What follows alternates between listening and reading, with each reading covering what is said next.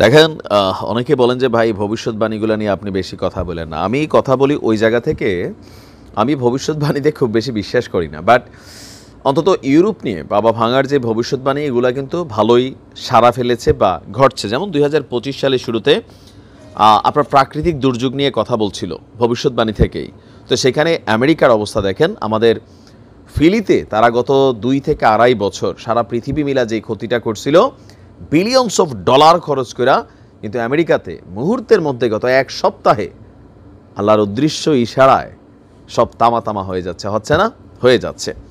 যাই হোক, এখন রাশিয়া ইউক্রেন যুদ্ধ, ইরানের সাথে আমেরিকার খুবই খারাপ সম্পর্ক, ট্রাম্প আসার পর এখানে আরও ভিন্ন রকম কোনো কিছু ঘটবে। মধ্যপ্রাচ্যে চলছে অস্থিরতা। 2025 সাল জুড়ে আমেরিকা ইউরোপের মধ্যে সম্পর্কের ফাটল আমরা দেখছি। ট্রাম্পের বিরুদ্ধে জার্মানি ফ্রান্সের অবস্থান, এই যখন অবস্থা, তখন মিত্র দেশ হিসাবে কানেক্টেড রাশিয়া ইরান এতদিন আভ্যন্তরীণভাবে বা পর্দার আড়ালে যে ভালোবাসাটা ছিল, রাশিয়ার সাথে উত্তর কোরিয়ার যে পর্দার আড়ালের ভালোবাসা ছিল সেটা তারা উঠাইয়া প্রকাশ্যে চলে আসছে। বাকি ছিল ইরান। এবার ইরানের সাথে উত্তর কোরিয়ার স্টাইলে পুতিন এবং ইরান একটা নতুন সম্পর্ক তৈরি করতে যাচ্ছে, নতুন ঘোষণাও সামনে আসতে যাচ্ছে। আর এতে স্বাভাবিকভাবে যারা রাশিয়ার শত্রু, ইরানের শত্রু, তাদের কলিজাতে হালকা কাঁপুনি আসলেও আসতে পারে।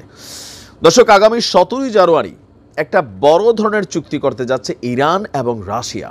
ইরানের প্রেসিডেন্ট মাসুদ পেজেশকিয়ানের একটা সফর আছে রাশিয়াতে, মস্কোতে, সেইখানে এই চুক্তিটি সংগঠিত হবে। রুশ পররাষ্ট্রমন্ত্রী সের্গেই ল্যাভরভ বলছেন, ইরান এবং রাশিয়া একটি ব্যাপক কৌশলগত অংশীদারিত্ব চুক্তি সই করতে যাচ্ছে। উত্তর কোরিয়ার সাথে সাম্প্রতিক সময়ে রাশিয়ার যেই চুক্তি হয়েছিল ইরানের সঙ্গে আসন্ন, এই চুক্তিতেও কোনো দেশের ক্ষতি হবে না, বরং এটা দুই দেশের নিরাপত্তাকে আরও সুরক্ষা দেবে। রাশিয়া বলছে আসন্ন চুক্তির লক্ষ্য হচ্ছে অর্থনীতির ক্ষেত্রে ইসলামিক প্রজাতন্ত্র এবং রাশিয়ার মধ্যে ক্রমবর্ধমান সহযোগিতাকে ত্বরান্বিত করা, এর পাশাপাশি সামরিক নিরাপত্তা সহ বিভিন্ন ইস্যুতে আরও দ্বিপাক্ষিক সম্পর্ক ক্লোজ করা। এই বিস্তৃত চুক্তিতে দ্বিপাক্ষিক সম্পর্কের ক্ষেত্রে সামাজিক সমস্যাগুলো মোকাবেলা করা।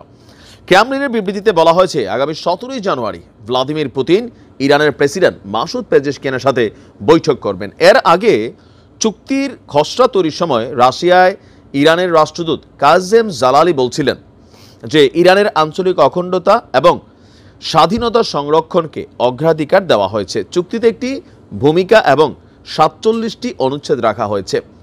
রাশিয়ার পররাষ্ট্র মন্ত্রণালয় বলছে যে এই চুক্তি দুই দেশের, মানে রাশিয়া এবং ইরানের প্রতিরক্ষা ক্ষেত্র সহ আঞ্চলিক এবং আন্তর্জাতিক ক্ষেত্রে শান্তি ও নিরাপত্তার স্বার্থে ঘনিষ্ঠ সহযোগিতার জন্য তারা একে অন্যকে সহযোগিতা করবে, জিনিসপত্র মেশিনারিজ আদান প্রদান করবে।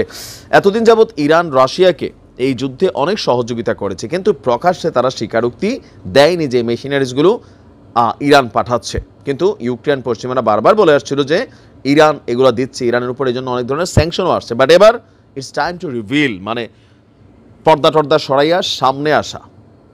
তারা মিত্রতা করতে পারবে আর আমরা মিত্রতা করলে সমস্যা।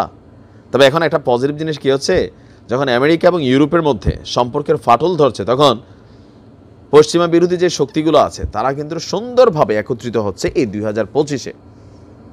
আমি মনে করি এটা খুবই গুরুত্বপূর্ণ একটা সিদ্ধান্ত, খুবই কল্যাণকর হবে ইরানের জন্য এবং রাশিয়ার জন্য। ভালো থাকুন।